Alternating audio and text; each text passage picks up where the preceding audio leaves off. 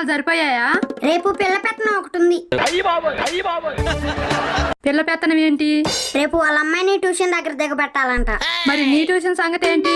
నువ్వు చెప్తున్నావుగా. నీ కోసం ఇలా ఎన్నాళ్ళని ఎదురు చూడాలరా? నిన్ను ఎదురెవడు చూడమన్నాడు? అప్పుడప్పుడు గోడ దూకొస్తానని తెలుసుగా.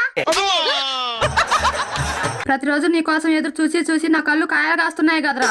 మరి ఇన్ని రోజుల నుండి కాయలు కాస్తుంటే ఒక్క కాయన్నా తినమనిచ్చావా? కాసేపట్ల ఎటు లెంపకాయలు ఇస్తాగా. ఆ కాయలైతే నేను తినలేను. సరే బట్టలీడు.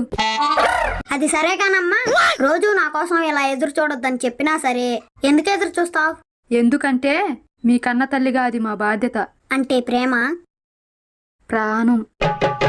జననీయను మాటలోని తరియుచు మనిషి జన్మ ఇలనైనా